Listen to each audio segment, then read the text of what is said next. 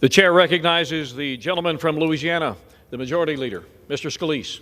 Thank you, Mr. Speaker. I have a privileged resolution at the desk and ask for its immediate consideration. The clerk will report the resolution.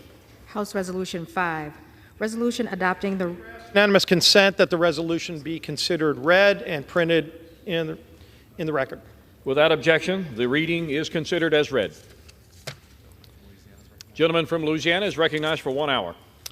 Thank you, Mr. Speaker. I yield the remainder of my time to my friend from Oklahoma, Mr. Cole, the chairman of the Rules Committee, and ask unanimous consent that he be permitted to control the time. Without objection, the gentleman from Oklahoma, Mr. Cole, will control the time. I thank my good friend, the distinguished Majority Leader, Mr. Scalise, for yielding. Mr. Speaker, for the purpose of debate only, I yield the customary 30 minutes to the distinguished gentleman from Massachusetts, my good friend, Mr. McGovern, pending which I yield myself such time as I may consume. Gentleman is recognized. During consideration of this resolution, all time is yielded for the purpose of debate only. Mr. Speaker, I ask unanimous consent that all members have 5 legislative days in which to revise and extend their remarks. Without objection. Mr. Speaker, I also ask unanimous consent to include in the record a section-by-section analysis of the resolution. Without objection. Mr. Speaker, I yield 1 minute to my good friend, the Majority Leader, Mr. Scalise. Gentleman from Louisiana, the Majority Leader, Mr. Scalise, is recognized for 1 minute. Thank you, Mr. Speaker. Again, thank my friend from Oklahoma for yielding. And, Mr. Speaker, we are here to discuss the rules of the House, actually debating the rules package. And why this is so important is because this lays out the ability for the House to conduct business, for the House to not only conduct business, but for the House to address the problems that the American people across this country is facing. And let's just be very clear up front. We saw a lot of debate about this last week. At the heart of all of this discussions last week was very clear, surely from our side, that Washington is broken. And not just is Washington broken, but the way that this House has been running for the last few years has not been designed to address the problems of the people across this country. In fact, we've seen many of the problems that families are facing across America created by the things that have come out of this Congress, signed by President Biden. Why is inflation running away? Because spending's out of control. Because bills appear by dark of night, bills that nobody's read that are thousands of pages long, where members aren't even allowed to give input in committee, on the floor, to address problems they know their constituents will face if these bills pass. And yet the bills are passed because they're written in rooms behind closed doors by a small number of people, not concerned about the consequences that will affect so many millions of people across this nation. Mr. Speaker, for a long time, we've been saying this needs to change. In fact, we ran on an agenda to change the way that Washington works, to fix this broken system, to get our country back on track, and we were awarded the majority by the people across this country. And so today starts that process of fixing what's broken in Washington so that Washington can finally start working for the people of this country who are struggling. And so let's start with one basic thing, is reopening the people's house. For years, the American people were shut out of coming and seeing their government work. In fact, with proxy voting, which, by the way, ends in this rules package, members of Congress have to show up and work again. Just look at the bill that passed a few weeks ago, the omnibus spending bill. $1.7 trillion, mostly borrowed from countries like China. You look at all of the things that had absolutely nothing to do with the general operations of government that were thrown in that. Now, you can start looking at it today, but you surely couldn't look at it the day of the vote because very few people had the opportunity to read it. Over 4,000 pages dumped by dark of night right before the vote. And yes, a majority of this Congress voted by proxy on that bill. They weren't even here showing up to vote. Well, you know what? Americans all across the country have to show up to vote. They have to go to their work site. They can't work remotely. In fact, Congress doesn't work virtually. It's just not set up that way. And yet that's what we've seen the last 2 years. Committees that don't even meet in person. There are some committees that haven't had an in-person hearing for 2 years. We end that practice in this rules package, where committees actually have to get to work again, not only meeting in person, but in some cases going out into the field, going into the real world. Places like the border between the United States and Mexico, where, yes, despite the president's claim, there is a crisis at the border. And we've been talking about it for a long time. We've been trying to bring legislation, but that legislation's been rejected by a top-down structure. This rules package changed that so where we can finally start bringing bills to the floor to address things like the border crisis, to finally start addressing inflation and runaway spending. If a member of Congress has an idea and they want to bring an amendment to the floor, for so long they were shut out of that ability. You had a bill that was over $4 trillion in spending and taxes that was brought through multiple committees in Congress, and not one amendment was allowed to be brought forward and passed. In fact, even the majority was told in the committees, don't allow a single amendment to pass on a bill dealing with trillions of dollars in taxes and spending that is crushing families across America. So let's make Congress work for families again. Let's empower members of Congress to be able to represent their constituents. We were all elected by, on average, about 750,000 people. And for too long, each of members of Congress, Republican or Democrat, were denied the ability in so many different ways because the rules were structured to shut their ability down from representing their districts unless they were in a leadership position. That has to change, and under this rules package, that finally does change. So let's make this Congress work for the people who sent us here. We are, after all, the people's house. It's about time we start acting like it. Let's pass this rules package, get to work addressing the needs of the American people. I urge passage of this important piece of legislation, Mr. Speaker, and I yield back the balance of my time.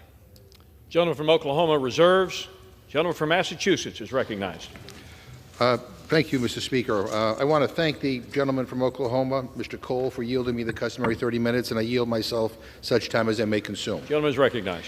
Mr. Speaker, first let me congratulate our incredible new House Democratic leadership team, Hakeem Jeffries, Catherine Clark, Pete Aguilar. It's a dawn of a new day here in Congress as a new generation takes on the solemn responsibility of leadership. Leader Jeffries has been tireless in his work to put people over politics. His steady leadership as chair of our Democratic caucus, uniting our members, harnessing their talent and diversity, and fighting tirelessly to make life better for the American people is a source of inspiration to me and to so many others. It's also a privilege to be here with my good friend, Tom Cole, someone who I respect greatly and who I know greatly respects this institution. We sit on opposite ends of the dais, but I admire Tom's leadership and the example that he sets. And even when we don't see eye to eye, I'm proud of our work to build an atmosphere of respectful dialogue on the Rules Committee. We've done so not just among our members, but amongst our hardworking staff. And I want to thank our minority and majority staff, led by Don Sisson and Kelly Dixon, for all of their hard work. I look forward to working with Mr. Cole and his team this Congress to continue our collaboration on issues of shared concern. Mr. Speaker, as Leader Jeffries put it so succinctly this weekend, our Republican friends campaigned on the claim that they would fight against inflation and fight for the American people. But instead, all they've done is come to Washington and fight with each other. In fact, what's become crystal clear over the past few days is the extent to which the Republican Party has been hijacked by an extremist MAGA faction, a faction not interested in governing, but in their own egos, a faction not interested in compromise, but in their own power, a faction not interested in putting people over politics, but instead interested in putting their own political ambition over the people we serve. Now here we are, nearly a week later, considering their deeply flawed rules package, the first legislation on the floor by this new majority, and they are using it to gut the Office of Congressional Ethics, attack women's access to abortion, make it easier for big oil companies to pollute, and interfere in ongoing criminal investigations into President Trump. They're making it easier for billionaires and big corporations to avoid paying their taxes. Is that part of their contract with America? Is that their big plan to help everyday people? because most people who read this package would think it must be a joke. And what I'm concerned about is not just what's written down here. I'm concerned by the backroom deals that Speaker McCarthy made with the Freedom Caucus in exchange for their votes. Like Republican Congresswoman Nancy Mace said just this weekend, and I quote, "We don't have any idea what promises were made." This is unconscionable. We're only 1 week into this, and this is how they're running this place. There's a report out by Punchbowl News, and let me read it. It said there's also a secret 3-page addendum that McCarthy and his allies hashed out during several days of grueling negotiations with the House Freedom Caucus. This pact includes the most controversial concessions that McCarthy made in order to become Speaker. 3 seats on the Rules Committee for conservatives, freezing spending at FY 2022 levels, a debt ceiling strategy, coveted committee assignments, and more. Is this what the Majority Leader meant when he talked about a new day and transparency? You know, these rules are not a serious attempt at governing. They're essentially a ransom note to America from the extreme right. The same members of Congress who held this body hostage last week are the ones who ran interference for the January 6th insurrectionists who tried to overturn a free and fair election. And even the new Speaker of the House voted to overturn the 2020 elections. We couldn't even get a public acknowledgement from him on the 2-year anniversary of that horrific day, not even a tweet. It is clear that Republicans welcomed the election deniers into their ranks with open arms, and now they are reaping what they have sown. The insurrectionists are in charge. I'm reminded of the words of President Kennedy, and I quote, "In the past, those who foolishly sought power by riding the back of the tiger ended up inside," end quote. The American people get it. They rejected extremism in the last 2 elections. That's why they picked Joe Biden, and that's why the red wave turned into a pink splash. But my Republican friends still aren't listening, and in fact, they're still empowering the extremists. Don't take my word for it. Let's go through their rules package. They're giving a single member the ability to remove the Speaker at any time, letting a small far-right faction hold their leadership hostage. They're trying to shut down criminal investigations into the former president's wrongdoing. They are making it easier to slash taxes on billionaire corporations while dismantling the social safety net. They're giving committee chairs unbalanced discretion over which witnesses can testify, rejecting pandemic safety procedures like remote voting, and trying to force an end to the congressional staff unionization. And the icing on the cake? A new subcommittee to push QAnon conspiracies and launch fake investigations into non-existent scandals. What's next? A rule requiring we all wear tinfoil hats? This package is disrespectful not just to this institution, but to the people who sent us here to govern. I urge a no vote, and I reserve my time. Gentleman's time is reserved. Gentleman from Oklahoma. Thank you, Mr. Speaker. I want to begin by thanking my good friend from Massachusetts for his leadership of the Rules Committee over the last 4 years. While we certainly haven't always agreed, we've tried to always be agreeable working with one another.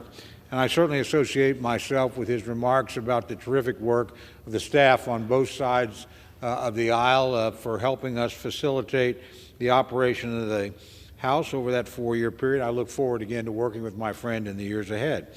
Mr. Speaker, I rise today to offer the rules resolution that will govern the House during the 118th Congress.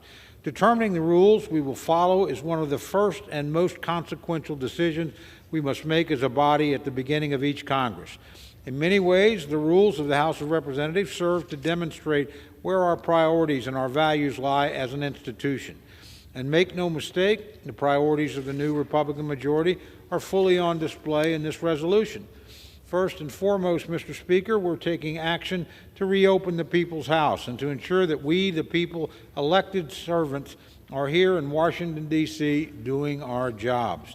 For far too long, the House allowed members to do their jobs from home without ever setting foot in Washington. What started out as a pandemic accommodation lasted far longer than necessary. But today, even President Biden admits that the pandemic is over. It's time for the House of Representatives to return to our normal operating procedures, and it's time for the members of Congress to actually show up to work. Today's rule package eliminates proxy voting and puts an end to remote committee proceedings. We restore the requirement for committees to establish plans for how they will conduct much-needed oversight.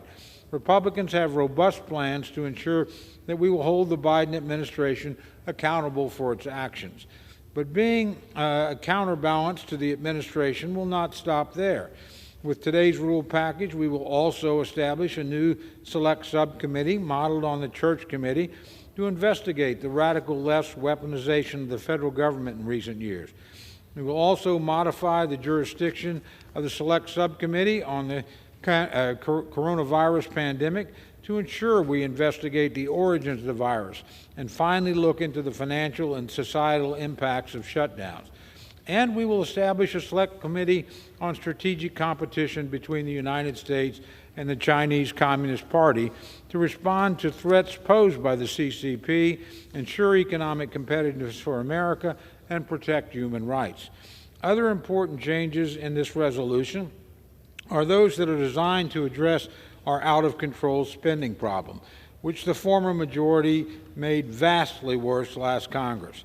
In fact, when Democrats were in control of this chamber, they spent so much money through partisan bills that they managed to drive this country into an inflationary crisis. But those aren't my words. Those are the words of former Clinton Treasury Secretary Larry Summers. The American people elected Republicans to get our fiscal house in order, and get our fiscal house in order we will. That starts with making key changes to House rules to ensure we still will instill some fiscal sanity in Congress. These changes reflect a return to budgetary rules that were in place for over a decade before Democrats removed them. We will restore the cut-go rule, which requires us to offset any increase in mandatory spending with a corresponding cut in mandatory spending. No more will the House be able to use budget gimmicks and tricks to pretend increases in mandatory spending are paid for when they actually are not. We will restore a requirement for 3/5 majority to approve any tax rate increase. If this rule had been in place, the House would not have passed the massive tax increases the Democrats included in last year's reconciliation bill. We will eliminate the so-called Gephardt rule, which allows the House to automatically suspend the debt ceiling upon passage of a budget resolution. Just as the American people have to live within their means, so too should the federal government. Automatically suspending the debt limit may be the easy and expedient way, but no matter as important as the national debt limit, what is easy and expedient is hardly appropriate. The American people expect us to make a decision on the national debt limit only after full and fair consideration and debate in the House. That starts with ensuring it will receive a separate standalone vote on the floor.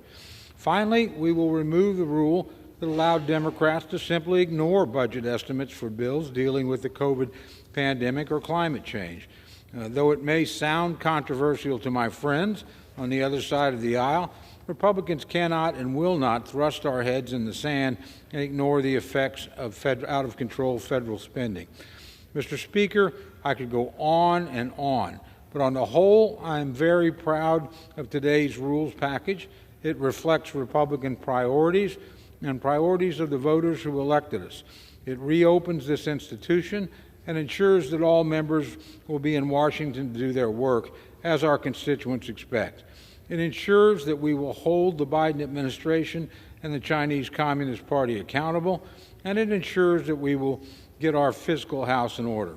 I urge all members to support the rules package, and I reserve the balance of my time. Gentleman's time is reserved. Gentleman from Massachusetts. Mr. Speaker, I request unanimous consent to insert into the record a Congressional Budget Office report from today entitled Estimated Budgetary Effects of H.R. 23, the Family and Small Business Taxpayer Protection Act, which basically says that the nonpartisan report says that the GOP's IRS funding bill will add $114 billion to the national debt. So when people talk about taking steps to reduce the national debt, I'm not sure what they're talking about. Without objection. Mr. Speaker, if we defeat the previous question, I will offer an amendment to the rule to bring up the Women's Health Protection Act, and I ask unanimous consent to insert the text of the amendment in the record immediately prior to the vote on the previous question. Without objection. And to discuss our proposal, I yield 1 minute to the gentlewoman from California, Mrs. Chu. The gentlelady from California is recognized for 1 minute. Americans across the country have sent a resounding message at the ballot box. They support the right to access abortion and for people to have the basic freedom to make decisions about their own bodies with medical professionals and without the interference of extremist politicians. In every state where abortion was on the ballot, the American people called for freedom and bodily autonomy. And now, House Democrats' first action of the 118th Congress is to answer that call. If we defeat the previous question today, the House will take up my bill, the Women's Health Protection Act, which will guarantee abortion rights for everyone in every state. In the wake of the extremist Supreme Court's devastating decision last summer in Dobbs, Congress must stand up for the rights of every person to be able to make decisions about their own bodies and their own futures. House Democrats trust people, not politicians, to make decisions about their health and lives. I urge my colleagues to join me in defeating the previous question. Gentleman from Oklahoma. Thank you, Mr. Speaker. Mr. Speaker, I yield 2 minutes to my very good friend, the distinguished member from Texas, member of both the Rules Committee and Energy and Commerce Committee, Dr. Burgess. Gentleman from Texas, recognized for 2 minutes. Thank you, Mr. Speaker. And let me just say at the outset, Mr. Cole has had probably the hardest job in Washington the past 4 years. Being the ranking member of the Rules Committee is a difficult position. He's done it extremely well. So I know he is going to excel as the chairman of the Rules Committee during this term of Congress. But clearly, Mr. Speaker, the American public spoke with a clear voice. They want the nation to go in a new direction. They want a path away from tax and spend politics advanced by the Democrats in the last Congress. In this rules package, we've laid out how we intend to accomplish just that. The era of legislating for the few at the expense of the many is over. This new majority today begins a serious task in ways that will make this Congress more transparent, more accountable, and more accessible to the public and the members that serve the institution. This majority will implement voting procedures on the floor so that recorded votes can be conducted in a straightforward manner rather than what we have seen over the past 3 years that literally strands members of Congress on the floor for hours when they cannot do any other work in their committee or anywhere else.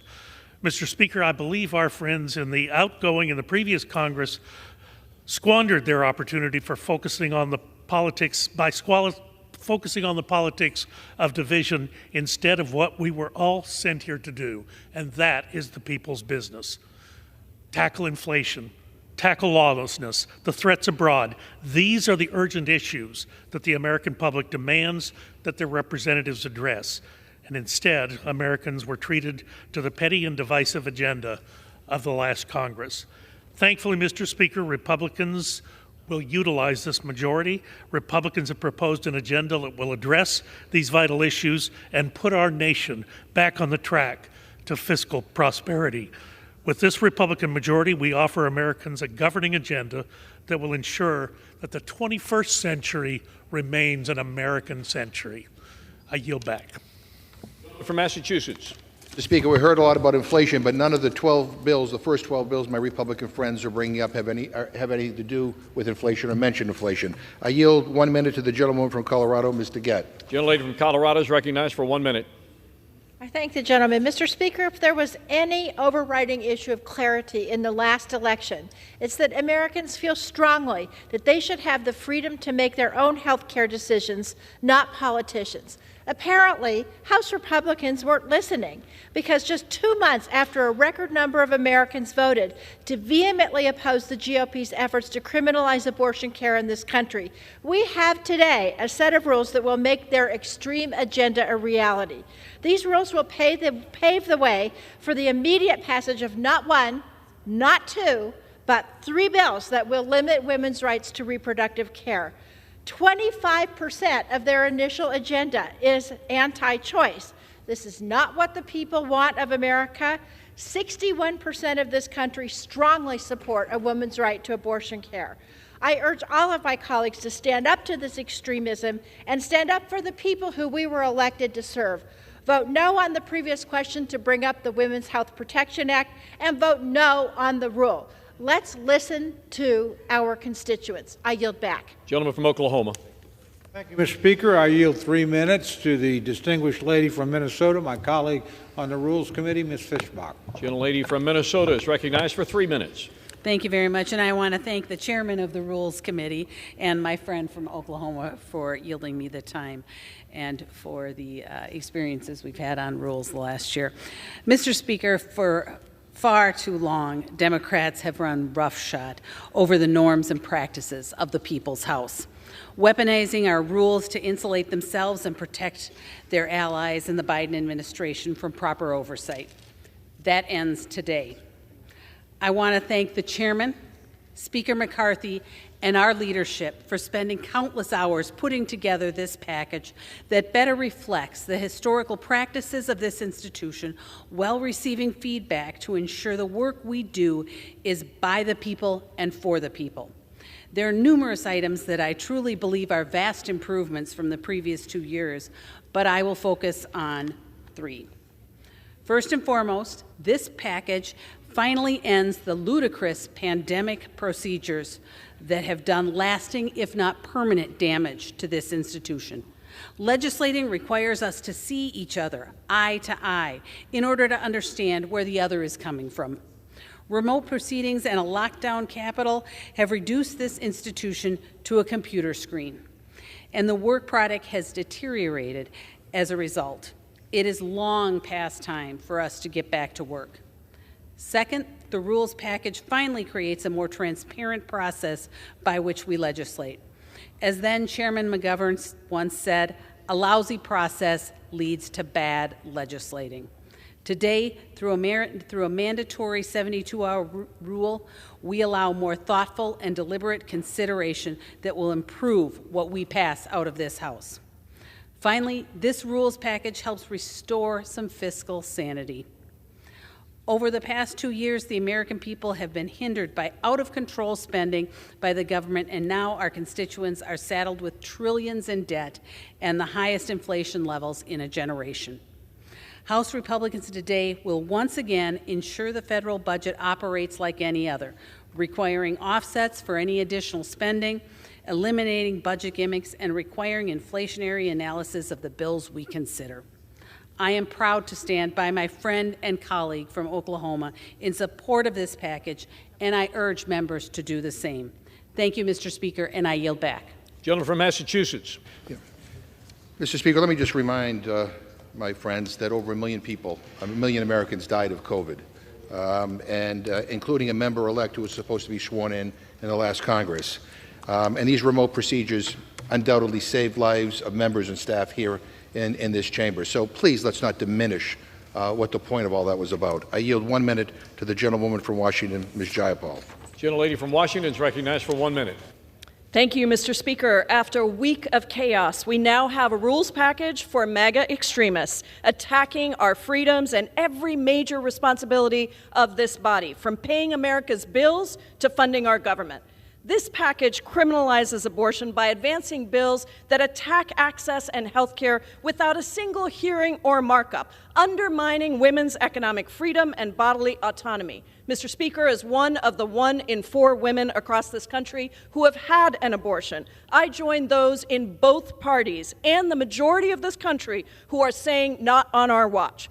This package also reinstates a cut-go policy that gives wealthy corporations more tax cuts and strips the right for congressional workers to unionize. And it eliminates our wins to strengthen witness disclosure requirements for conflicts of interest and exempt climate change and pandemic relief from senseless pay-go rules. Democrats delivered for the people. Republicans now want a package that works for the wealthiest few. Vote no.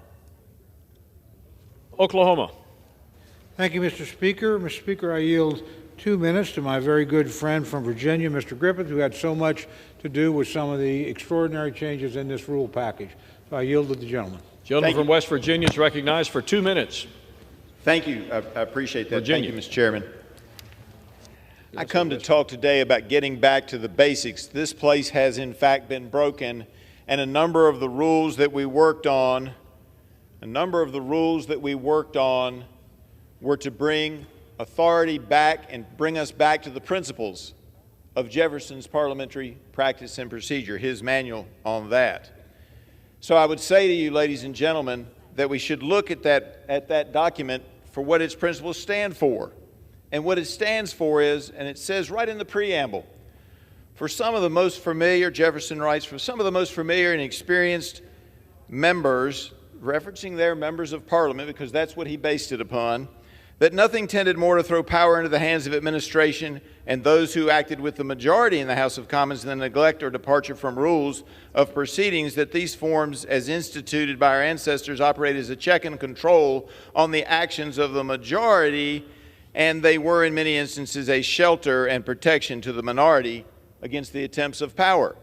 So when I go out there, Mr. Speaker, and ask that we change these rules to make sure that we have rules that help protect all members, including the minority members, you can imagine my surprise and shock today when I hear that they are opposed to rules that do some very basic things that the American people are going to be shocked that we don't already do, such as a single purpose, that you cannot introduce a bill that doesn't have a single purpose or theme to that bill. And it can be complicated, but it has to have an overarching theme, something that this bill is attempting to do right from the get-go, the sole purpose rule. And then there's the germaneness and coming up with a stricter germaneness interpretation, Mr. Speaker. And as we know, that also helps so that you don't end up happening like what we had happen last summer, where somebody introduces a bill to mint a commemorative coin and it turns into the Inflation Reduction Act. That's absolutely ridiculous. Hundreds and hundreds, if not thousands of pages came out of a one-paragraph bill. No, that's wrong. And this allows us, Mr. Chairman, Mr. Speaker, this allows us more power to say no on the floor by the individual members. Yield the gentleman an additional 30 seconds. Gentleman is recognized for an additional 30 seconds. I appreciate the gentleman yielding me that additional time. As you can tell, I get fired up about these issues. But the bottom line is this rules package is the best rules package of either party in a number of years, because instead of worrying about what might happen next week, this rules package worries about the future of the United States Congress. And it's a good package, and I wholeheartedly support it and yield back. Gentleman from Massachusetts. Mr. Speaker, I yield 1 minute to the gentlewoman from California, Ms. Lee. Gentlelady from California is recognized for 1 minute. Thank you for yielding.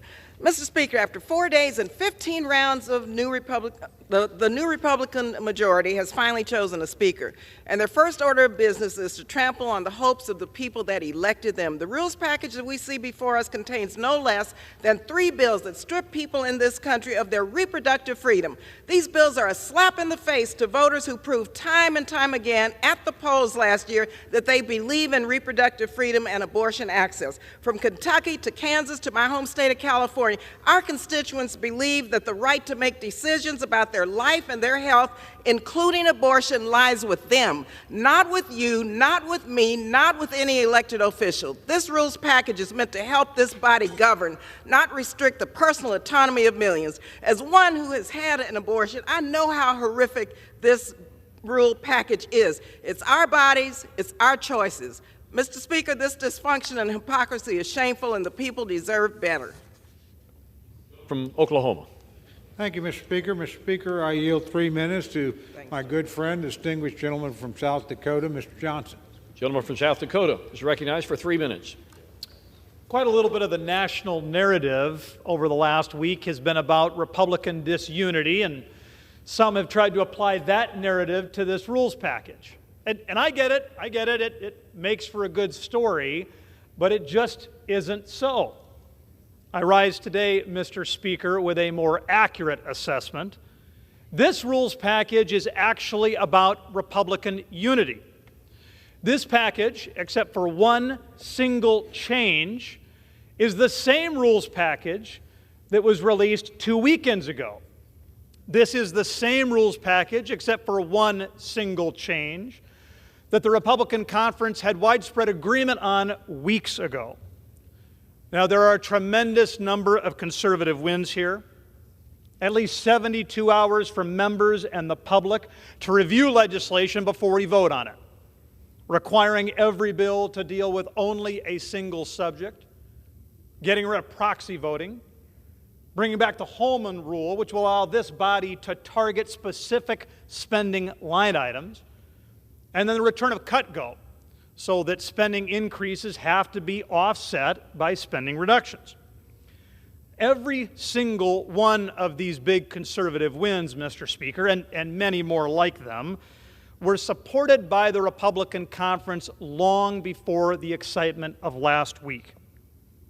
Today's rules package is actually proof of Republican unity, and it is proof that we are committed to increased accountability, transparency, and fiscal responsibility for this chamber and for our country, and I yield back. Gentleman from Massachusetts. The gentleman is taking credit for the 72-hour rule, which we created in our rules package, but thank you very much. I now yield 2 minutes to the gentleman from Massachusetts, the Democratic whip, Ms. Clark. The gentlelady from Massachusetts is recognized for 2 minutes. Thank you, Mr. Speaker, and thank the gentleman from Massachusetts for yielding. When Roe v. Wade was overturned, the impact on Americans was swift and devastating. Women were denied health care. Doctors were threatened with criminal charges. Hospitals were forced to put their liability over patients' lives. And as the GOP doubled down on its plan for a national abortion ban, the American people saw it for what it was: anti-woman, anti-choice, anti-family, and anti-freedom. Kansas, California, Kentucky, Michigan, Montana, Vermont, voters across the country rejected this extremism. And with this anti-freedom agenda exposed, some of my Republican colleagues started to scrub their websites, roll back their rhetoric, and dodge questions on abortion. But here we are again in this rules package. Within days of taking over the House majority, Republicans are pushing legislation to limit women's rights. So let's see where you truly stand. Today, House Democrats offer the Women's Health Protection Act to make abortion access a federal right, no matter your zip code or your income. Do my colleagues across the aisle believe that families, in consultation with their doctors, with their faith, with their life circumstances, should decide when to have children? Or do my colleagues think that is a decision for Republican politicians? Vote to make Roe v. Wade the law of the land. Vote for freedom. I yield back. Gentleman from Oklahoma. Thank you, Mr. Speaker. Mr. Speaker, I yield 2 minutes to my good friend, the distinguished gentleman from South Carolina, Mr. Duncan. Gentleman from South Carolina is recognized for 2 minutes. Thank you, Mr. Speaker. I rise today to support the Republican rules package, return to common sense in the People's House. I want to point out a few line items in the rules package for particular praise. This bill returns a historical norm of in-person meetings and in-person votes. No more proxy voting or remote committee hearings. Let's do the work in the People's House. This bill returns a Holman rule. If there was ever a time for this House to stop paying the salaries of bad bureaucrats, it's now. Tony Fauci deserves that step. I think knowing this rule was coming is one of the reasons he's now mercifully left government service. The power to fire unelectable bureaucrats who abuse their power is central reason to support this package. In the past, the 3-day rule has been abused. Bills being dropped in the dead of night to be voted on 2 mornings later is just wrong. Moving to a true 72-hour rule will end that abusive practice. Eliminating the Gephardt rule to ensure that this House has true debate over whether or not to raise a debt limit is a move in the right direction for fiscal sanity in the People's House. And so is the 3/5 majority requirement to raise taxes. I want to thank my fellow Freedom Caucus members and my friends in the House leadership for making these necessary changes to the rules package. I ask my colleagues to pass this package. Now, since Chairman McGovern, the ranking member McGovern, mentioned the IRS bill coming up, let me just point out, we need to rescind that. 87,000 IRS agents, you know what that equates to? 200 new IRS agents in every congressional district in this country. That's 1,740 new IRS agents in every state for one purpose: to go after small businesses, hardworking Americans, and try to raise money to pay for reckless spending. Reckless spending that's caused $31 trillion in debt in this nation. This is the right thing to do. I tell you what, we could repurpose those agents to the southern border, or we could repurpose them and let them build the Keystone XL pipeline. You know what? There was about estimated 61,000 lost jobs with the Keystone XL pipeline when the Biden administration canceled that project. but yet we turn around and government hires 87,000 new IRS agents to go after your constituents and mine. I mentioned earlier the number. Look it up. I yield back. Thank you. Gentleman from Massachusetts. I remind my friend that the first bill you're doing is going to add $114 billion to the deficit. Enough. Mr. Speaker, I yield 1 minute to the gentleman from California, the chairman of the Democratic Caucus, Mr. Aguilar. Gentleman from California is recognized for 1 minute. Thank you, Mr. Speaker, and I thank the gentleman from Massachusetts. I rise today in opposition to the rules package, which was written behind closed doors. What we're voting on this evening is nothing short of complete surrender to the demands of the most extreme Republicans on the other side of the aisle. Rather than taking this opportunity to bring us together, the adoption of this rules package sets us on a path toward division and default.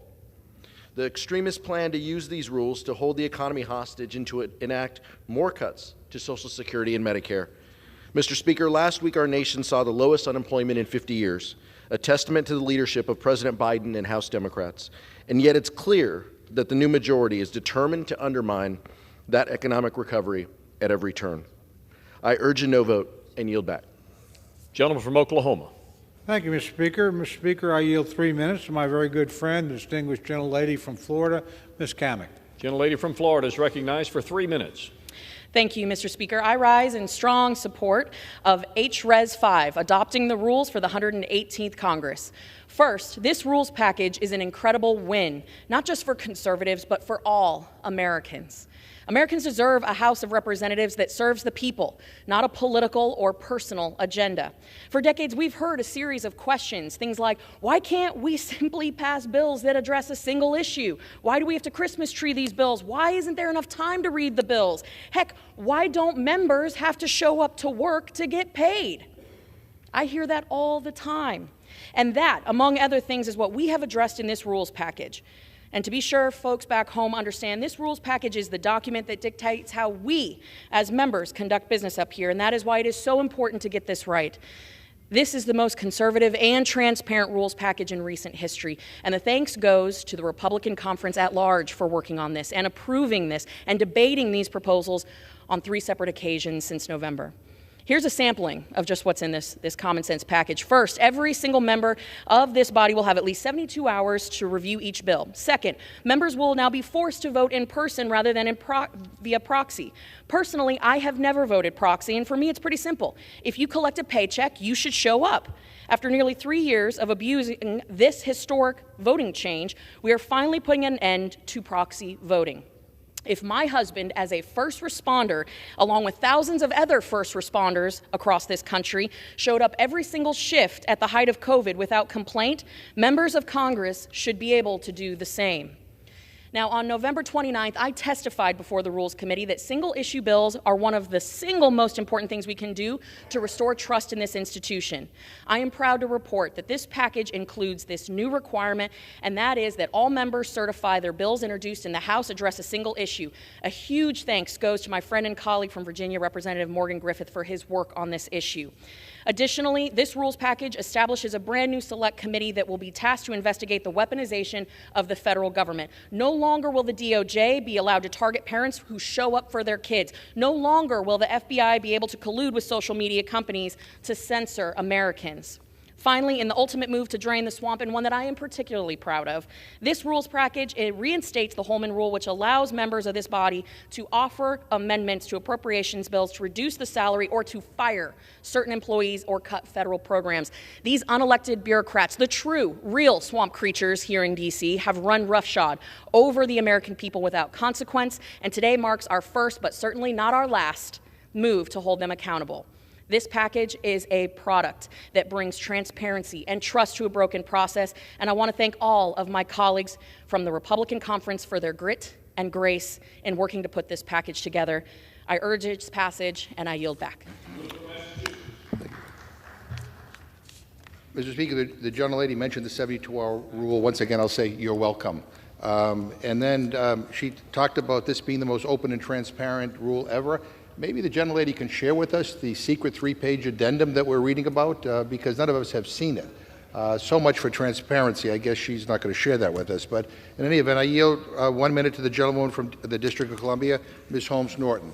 Gentlelady from the District of Columbia is recognized for 1 minute. These rules are a gratuitous attack on already limited rights of D.C. residents. Our residents have all the obligations of citizenship, including paying all federal taxes, but are denied voting rights in Congress and full local self-government. To add insult to injury, these rules take away floor privilege of the D.C. mayor.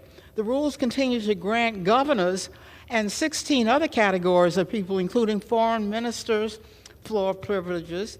Not only does D.C.'s mayor operate like state governors, including managing a jurisdiction that has both a budget and population larger than those of several states, but Congress has undemocratic plenary authority over D.C. and regularly uses its authority to legislate on local matters. While D.C. deserves statehood, if any non-member of Congress deserves the needs floor privileges, it is D.C.'s mayor. I yield back. Gentleman from Oklahoma. Thank you, Mr. Speaker. Mr. Speaker, I yield 4 minutes to my very good friend, distinguished gentleman from Texas, Mr. Roy. Gentleman from Texas is recognized for 4 minutes. I thank the Speaker, and I thank my friend from Oklahoma, Mr. Cole, and I'm delighted to be down here on the floor of the House of Representatives in a Republican majority, and I'm delighted to be talking about a rules package crafted by that Republican majority and that reflects what I think is a fundamental transformation of this House to ensure that the people can be represented by their representatives. That's the point. There's a reason that I've had great conversations with some of my colleagues on the other side of the aisle about why having 72 hours to read a bill, or why having a bill that isn't littered with Christmas tree additional subjects rather than single subjects, as my friend from Virginia, Mr. Griffith, articulated so well, or whether having germane amendments and being able to open up the floor by virtue of changing the rules or restoring the Holman rules so we can have an impact on agencies that are out of control and not responding to the people's house. There's a reason why those rules are so fundamentally important. To restore this body, to restore the people's house. That's why we're here. Everybody keeps running around in classic swamp speak talking about secret deals, secret addendums. What we're talking about is how people come to an agreement in this town to ensure that we're going to carry out what we said we're going to do. The rules package is on full display. The rules package has been on full display and publicly available since Friday, to the best of my knowledge, or earlier last week.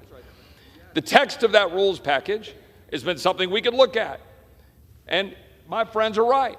A good chunk of that text was the agreement reached a while back, a couple of weeks ago, a week or two ago, with one significant change. The single person motion to vacate, which is in the spirit of that which goes all the way back to Jefferson. In fact, we are currently now operating not under any rules. That's why we're having a debate. We're about to debate on adopting the rules. I could walk down right there into the well and file a motion to vacate, single person, right now. Because that's the precedent.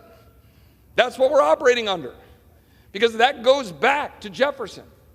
The whole point here is trying to ensure that we're continuing the great history of the people's house. Yes, we have had conversations and agreements as individuals are supposed to do, looking each other in the eye and saying, we're going to bring balanced budgets to the floor of the House. You bet that we've got agreements that we're going to do that. You bet that we've had agreements that we're going to bring the Texas border plan to make sure we secure the border, rather than perpetuating the fraud that the President of the United States continues to perpetuate, endangering the American people. You bet that we're bringing forward a promise to have legislation that will set term limits because the American people are tired of a House that doesn't represent them. You bet that we've got agreements to do those things. You bet that we've been talking about making sure that we can bring amendments to the floor of this House, open debate amendments on appropriations bills, that was a part of the package that we're talking about. And you bet that a part of our agreement was ensuring that a church-style committee under the leadership of my good friend, the gentleman from Ohio, Mr. Jordan, in the Judiciary Committee, to target the weaponization of government against the American people. You bet that those agreements were reached. I will not back away from that or shy away from it. But this rules package is a rules package that reflects this body. the entirety of the Republican Party on making sure that we restore the people's house. And we are united to do that. We are coming out of last week strong, united to make sure that we stand up for the American people. And I encourage everybody to vote for this rules package, and I yield back. Members are advised and reminded not to engage in personalities toward the president. Gentleman from Massachusetts. Thank you, and I want to thank the gentleman again for mentioning the 72-hour rule, which has been mentioned many times, but I wrote it, and I want to thank you for keeping it. But when I hear people talk about balanced budgets, give me a break. The first bill that you are bringing to the floor, according to CBO, adds $114 billion to the debt. So we don't need any lectures from anybody on that side about balancing the budget. Give me a break. And I would like to, maybe the gentleman could, again, share with us the secret addendum that apparently was negotiated behind closed doors, so we actually know what agreements were made. I mean, 4 days and 15 votes, and there's only one change in the rules package, going from 5 to be able to vacate the chair to 1. Well, there's a lot more to it. We all know that, but that's a big secret. So much for transparency. At this point, I yield 1 minute to the gentleman from New York, Mr. Torres. Gentleman from New York is recognized for 1 minute. The so-called rules package proposed by House Republicans would perpetuate the same disorder, division, and dysfunction that nearly devoured the Republican nominee for Speaker. A single-member threshold for filing a motion to vacate empowers extremism and rewards rabble-rousing. It would make the House so dysfunctional as to be ungovernable. It would give the new Speaker only a Pyrrhic victory because a motion to vacate makes him arbitrarily removable at any moment at the whim of any person, no matter how personal or petty the underlying grievance. Simply put, this is no way to govern. Moreover, House Republicans decry the weaponization of the federal government. Yet the Holman Rule would enable the federal government to be weaponized against any federal official who draws the wrath of the Republican majority. The Holman Rule would enable House Republicans to zero out funding for a criminal investigation into Donald Trump.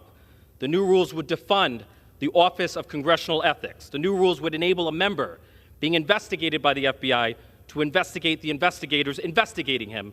Mr. Speaker, so much for draining the swamp. I yield back. Thank you, Mr. Speaker. Mr. Speaker, I yield 90 seconds to my good friend, the distinguished member from Georgia, Mr. Clyde. Gentleman from Georgia is recognized for 1.5 minutes. Thank you. I thank the gentleman for yielding. Last week, I was part of the 20 conservative members who fought for significant institutional change in order to restore the people's voice in the people's house. Of the many victories we secured for the American people, the Thomas Jefferson motion to vacate the chair is the most important to me, as it holds the Speaker accountable to the people. This Jeffersonian motion stood strong for more than 200 years before then Speaker Pelosi removed it in 2018, consolidating power in the hands of a select few in leadership. By restoring this historic rule, every solitary member has the authority to hold the Speaker accountable for following all of the rules, including passing single-subject bills, allowing members at least 72 hours to read the legislation before voting on it, and reinstating the Holman Rule, which allows amendments to decrease funding for certain government programs, all the way down to the individual job description. I thank my Republican colleagues and Speaker McCarthy for working in good faith to produce and pass a rules package that ensures this body is working for the people and not for itself. And I encourage every member to vote for it. Fixing a broken Washington, D.C. is a major win for every citizen. Thank you, and I yield back. Gentleman from Massachusetts. I'm happy to yield 1 minute to the gentleman from Massachusetts, Mr. Neal. Gentleman from Massachusetts is thank recognized the gentleman. for 1 minute. Thank you, Mr. Speaker. So I rise in strong opposition to this legislation. It's the so-called rules package. I can't wait for that term limits vote here. When you ask members on the Republican side who have been here for 20 or 30 years, then to codify their votes and say that you can only be here for 12, try explaining that one back home when you've got a 4-seat majority. This is an extreme proposal that's in front of us. It will eventually, if they follow the logic to its manifestation, this will pit Social Security, Medicare, and Medicaid against defense spending. Our seniors will be sold out, our military will be sold out, and the full faith and credit of the United States will be under threat, all in the quest to organize the House. The gentleman from South Dakota, nice enough fellow, he said people are making a lot about the chaos that ensued here over 4 days, and particularly last Saturday morning. Was the gentleman denying that he was here? For the country to witness what happened here? This is part of a rules package that is being foisted upon the American people by a small minority within the Republican Party, and we ought to turn it down. Gentleman from Oklahoma, with 3 1/2 minutes remaining. Thank you very much, Mr. Speaker. I yield 1 minute to my good friend, distinguished gentleman from South Carolina, Mr. Norman. Gentleman from South Carolina is recognized for 1 minute. Thank you, Congressman Cole. It is a new day in Congress. Mr. McGovern, you mentioned the 72-hour rule was put in by you and the Democrats. Why didn't you enforce it? You didn't. We were forced to vote on votes like the omnibus that were 4,155 pages long. The American people are tired of it. Last week was a great week. You saw democracy at its best. And guess what? We were off 24 weeks during the last session. We can take however many days it is to debate something that the American people should see. The great part about this rules package, it restores financial sanity. And that's why I'm proud to support, along with Speaker McCarthy, this new rules package that implements fiscal and budgetary restraints on Congress. It includes provisions included are huge wins for the American people, for everybody to see. We were given assurance that this package will do the job, and we could not continue the downward trajectory that your party has put on American people over the last 2 years and last 4 years. Now's the time that we deal with what is a growing insanity, and I'm just thankful that they're here. I yield back. Members are advised to direct their comments to the chair. Gentleman from Massachusetts, with 13 1/2 minutes remaining. I would just say to the gentleman that in the vast majority of cases, we did comply with the 72-hour rule.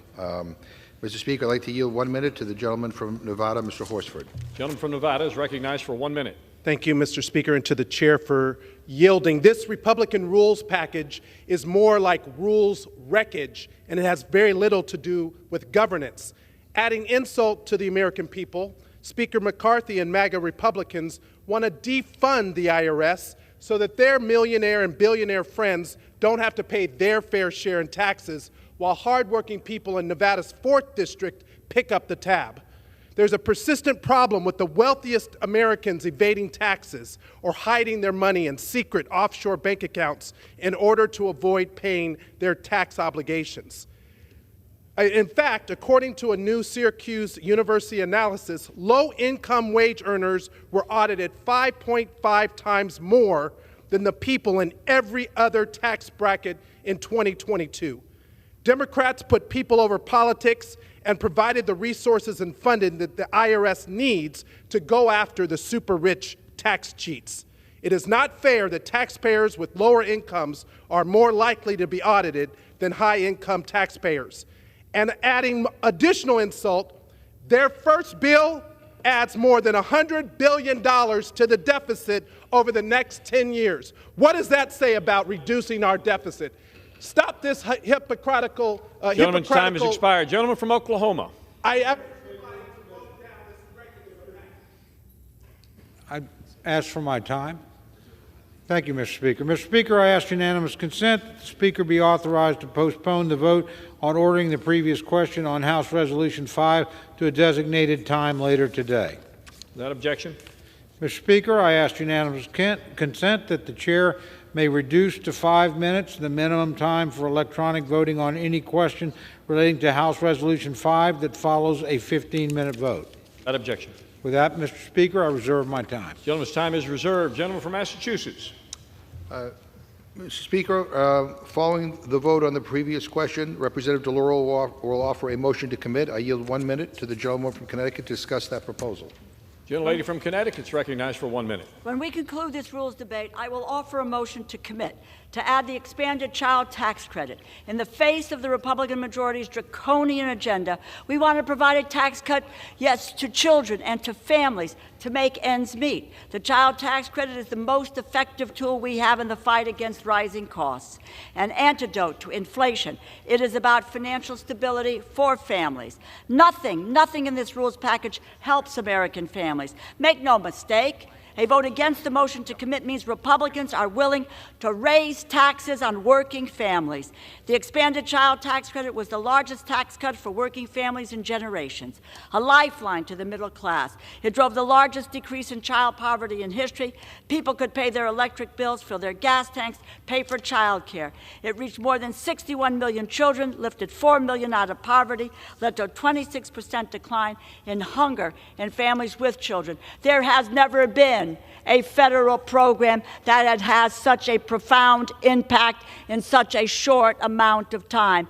Do the right thing. Vote yes on the motion to commit. I yield back. Gentleman from Oklahoma. Thank you, Mr. Speaker. I reserve my time. He reserves his time. Gentleman from Massachusetts. Mr. Speaker, I yield 1 minute to the gentlewoman from Washington, Ms. Del Bene. Gentlelady from Washington is recognized for 1 minute. Thank you, Mr. Speaker. Later this evening, my colleague and friend, Congresswoman DeLauro, will offer a motion to add the expanded child tax credit to the rules package. This gives us an opportunity to start the 118th Congress on the right foot.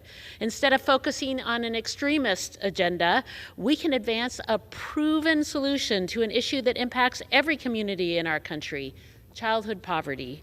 The U.S. shamefully has one of the highest rates of childhood poverty in the developed world. We have a solution that we know works: the expanded child tax credit that delivered up to $300 per child each month to over 40 million families. These resources help parents pay for food, rent, gas, and other essentials. We must bring back the expanded child tax credit and deliver for children and families. I urge my colleagues to vote yes on this motion to commit. Reducing childhood poverty should be a bipartisan effort. I yield back. Gentleman from Oklahoma.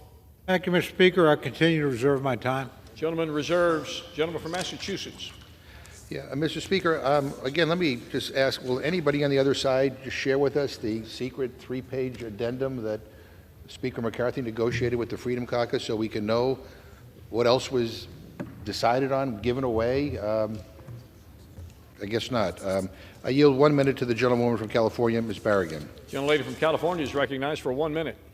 I thank the gentleman for yielding. I rise in opposition to the rule. The rules package is anti-Latino. It makes and order bills that attack abortion rights and reproductive health that Latinas rely on. It doubles down on Republicans' inhumane treatment of Latino migrants fleeing violence and persecution. And later today, Republicans plan to rush a vote on a bill that protects wealthy and ultra-wealthy tax cheats, leaving low-income Black and Latino communities to bear the brunt of tax audits because they make easy targets. Republicans have begun this Congress with chaos and now plan to push extreme policies that do nothing to help Latinos in this country. I urge my colleagues to vote against this rule. I yield back the balance of my time. Thank you, Mr. Speaker. Mr. Speaker, I yield 1 minute to my good friend, the distinguished gentleman from Arkansas, Mr. Hill. Gentleman from Arkansas is recognized for 1 minute. Well, thank you, Mr. Speaker, and I thank my friend from Oklahoma, and certainly my colleague from Massachusetts knows my deep affection for him.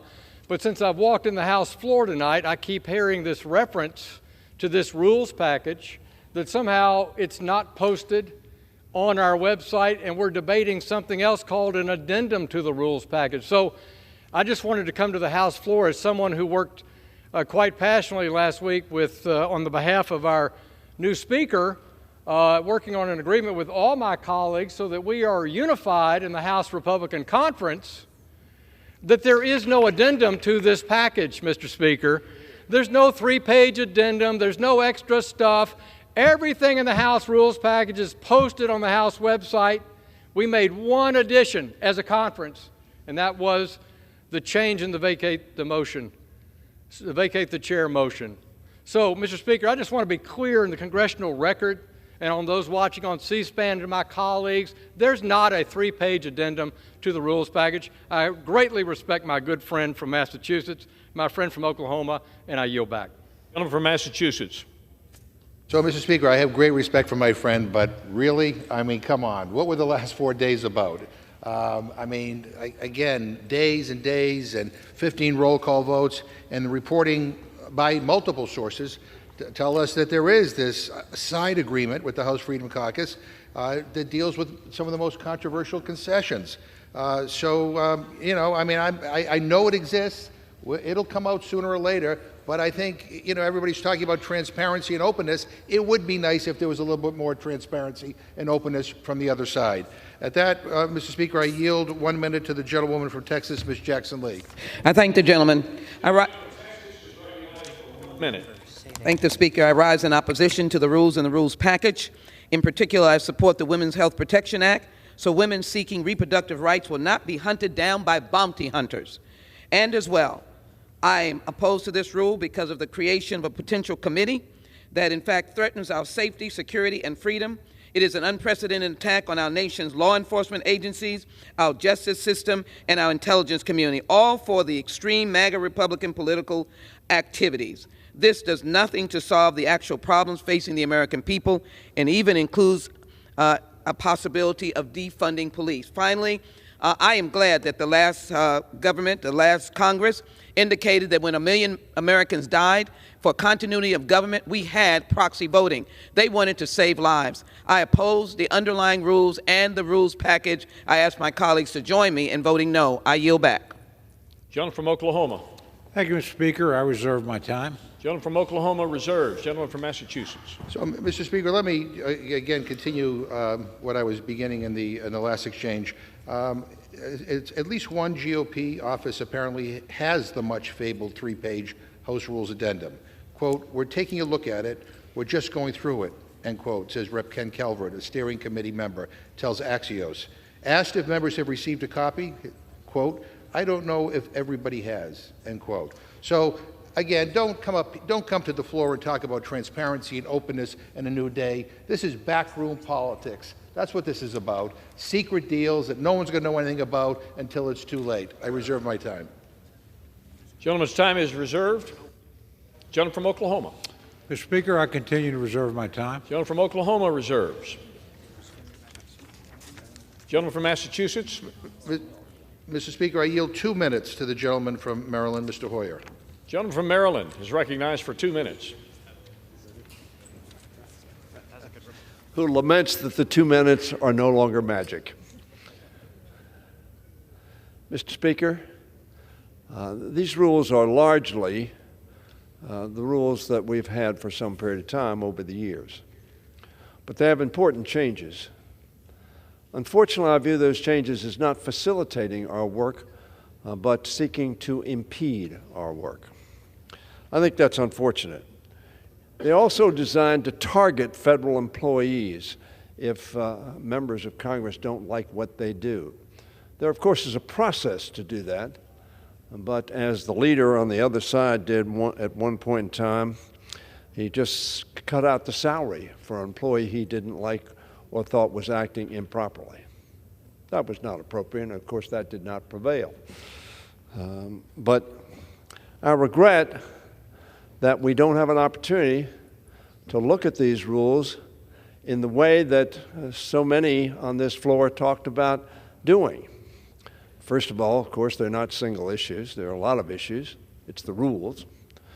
Secondly, there are ways and means to provide for consideration in a transparent, open fashion in which I could offer an amendment to a rule that I thought was not in the benefit of this House or the American people. Unfortunately, the process, which is the very first process under which we have considered a piece of business, not necessarily legislation, and that is ironic. But it is what it is. But it will, as such a process does, force us to vote against a piece of organizational rules because we don't agree with some of those rules. And that's what I will do. And I yield back the balance of my time. Gentleman from Oklahoma. Mr. Speaker, I continue to reserve my time. Gentleman from Oklahoma reserves. Gentleman from Massachusetts. Mr. Speaker, can I inquire of the gentleman from Oklahoma how many more speakers he has? Prepared to close whenever my friend is. I think.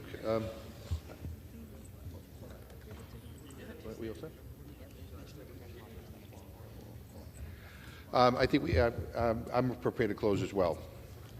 Mr. Speaker, I yield myself the remaining time. Gentleman is recognized for his remaining time, which is 5 1/2 minutes. Mr. Speaker, the last time House Republicans were in charge, they ended their time in power with a government shutdown. They controlled the House, the Senate, and the White House, and they shut the government down and walked away. Upon taking power once again, they began with a legislative shutdown, a shutdown where a far-right fringe held the incoming Republican leadership hostage and got them to give away everything, including their own dignity.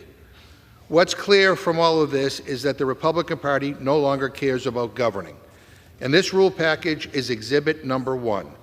The American people sent us here because they want us to put people over politics. Sadly, this rule package puts politics first, empowering the extremists who are only interested in their own power. As I've said again and again, if this new majority wants to work together in good faith, my door is open. But if this is their plan, they've clearly chosen to become a party that embraces election deniers and extremists. And Democrats will not go along to get along. You know, finally, Mr. Speaker, let me say that I've had some harsh words for this rules package. Call it tough love. I care very deeply about this institution, about the work that we do here, and the awesome responsibility of decisions we make. And I'm glad that my friends kept the McGovern rule on the 72-hour, and the McGovern rule that committees have to do hearings and markups before they come to the Rules Committee. We weren't perfect, but overwhelmingly we kept our word. This legislation does a great disservice to the people we represent, and it does not live up to the high standards that we should have for this institution. I believe that calling this House to a higher standard is the right thing to do. But let me be clear that my criticism is reserved for the resolution we are considering and not for the distinguished gentleman from Oklahoma, whom I respect and admire as a person, even when we strongly disagree, as we do today. These rules are a giveaway to the far right, but this Congress need not be. If my Republican colleagues want to get anything done, it is clear that they're going to have to work together with Democrats to get things done. Let's end the extremism and put people over politics to get stuff done. People do not want government shutdowns. People do not want to see us default on our financial obligations. People want us to get stuff done and to keep the lights on. The last 2 elections were a rejection of extremism. My friends predicted an overwhelming Republican majority in the last election, and instead they got a pink splash because the American people, Democrats, independents, and a lot of Republicans said, you are too extreme. So put the extremism behind you. I urge the Speaker to work with Democrats and not just work with a small fringe group in the Republican conference, but to work in a way to move the people's agenda forward. I urge a no vote on this resolution, a no on the previous question, and I yield back the balance of my time. Gentleman yields back his time. Gentleman from Oklahoma with 90 seconds to close. Thank you, Mr. Speaker. I yield myself the balance of my time. In closing, I want to urge all my colleagues to support this resolution establishing the rules of the 118th Congress. The changes we're proposing today will ensure that the institution is set on a path for success in the new Congress. They will ensure that members return to Washington and do their work here. They will set up an institution to hold the Biden administration accountable, and they will put in place budgetary rules designed to prevent the kind of reckless spending spree Democrats recently engaged in. I urge all members to vote yes on the previous question and yes on the rule. Mr. Speaker, I yield back the balance of my time and move the previous question on the resolution. Question is on ordering the previous question on the resolution. All those in favor will say aye. Anyone opposed, no. Opinion of the chair, the ayes have it. Previous question is a gentleman from Massachusetts. Speaker, I ask for the yeas and nays. Yeas and nays are requested. Those favoring a vote by the yeas and nays will rise. Sufficient number having risen, the yeas and nays are ordered. Pursuant to the order of the House of today, further proceedings on this question are postponed. Gentleman from Oklahoma. Mr. Speaker, I ask unanimous consent that the House stand in recess until approximately 6:30 p.m. Without objection, the House stands in recess.